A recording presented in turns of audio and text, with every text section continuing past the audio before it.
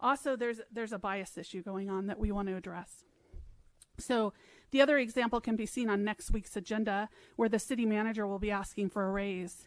In the staff report of that issue, first of all, there's no analysis that's published with that agenda.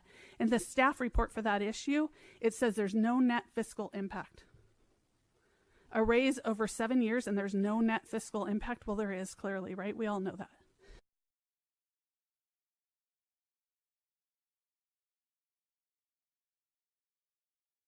I mean, your comments really kind of create in my mind this division between Rusty's office and the rest of City Hall, and I'm struggling with that because that's not typically his style, right? I've known Rusty forever. And I think that's a good point. When Rusty gets to the point that he's willing to speak out in public about something, he's at the end of his rope, frankly. And we are not getting consistently quality and unbiased policy analysis. So is that a budget issue or is that an evaluation issue of the city manager? Who's it's probably asking a little for of huge both. raise, by the way. Yeah, it's probably huge a little raise. of both. Yeah. Unjustified huge raise, in Yes. my opinion. All right. Which I'm not sure was part of the budget presentation we got last night from the city manager's office, but I'll leave that alone.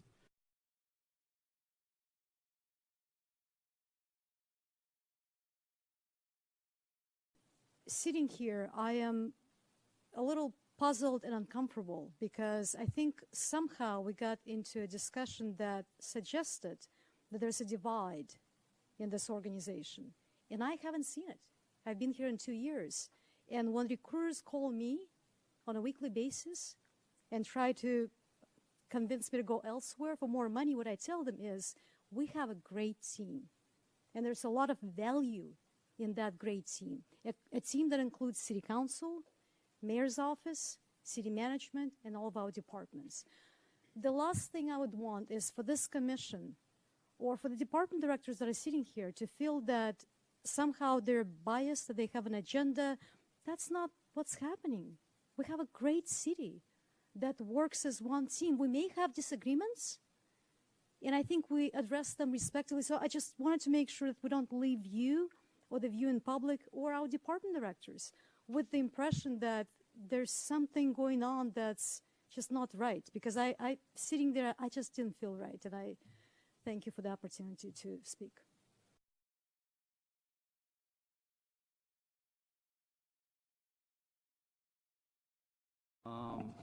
Also, you mentioned earlier in regards to the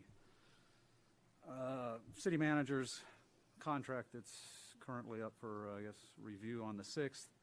If I understood you correctly, you said there's been no financial or fiscal impact of that contract? That's what the report, there's no financial analysis in the agenda package, and the report says there's no fiscal impact. Is that practice true of all contracts, I guess, awarded to upper management, upper echelon at City Hall? For example, recently the city attorney also received a new contract. Is the same true of that? Adam, do you know? I don't know that. You guys analyze that and publish it?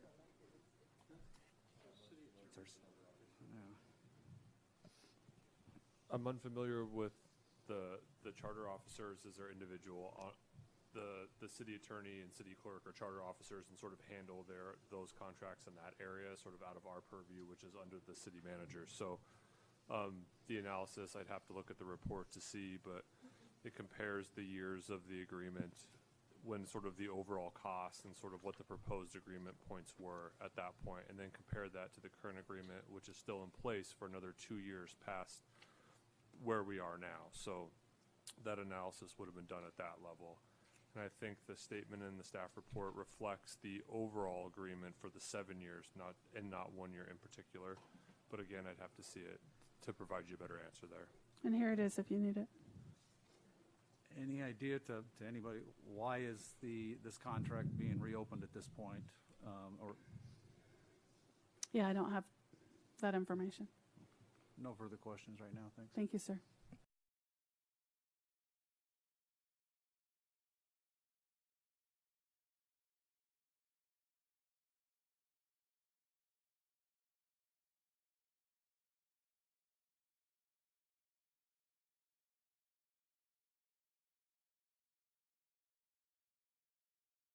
may have a misunderstanding here. I know when the professional partnership sharing model was brought in a couple of years ago for certain bargaining units, annual pay raises for the members of those units were seemingly tied to the economic health of the city, and i.e. the general fund. Some of the materials presented to us last week seem to suggest to me that within those bargaining units, there's a range of potential raises.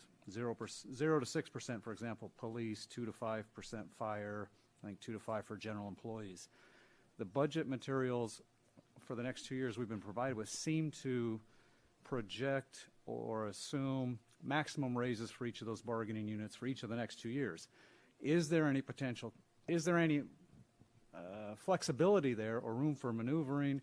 And has anybody looked at any potential savings, if any, that might be achieved if we were not to give the maximum, but maybe 5 instead of a 6% or 4 instead of a, you know, is there any, when we see so many critical unfunded needs, and we're talking about pools and parks being closed, is there any room for savings there? And I know it would be an incredibly unpopular topic for those bargaining units, which is why I didn't want to ask them per se, but something to consider for the city perhaps, or city council.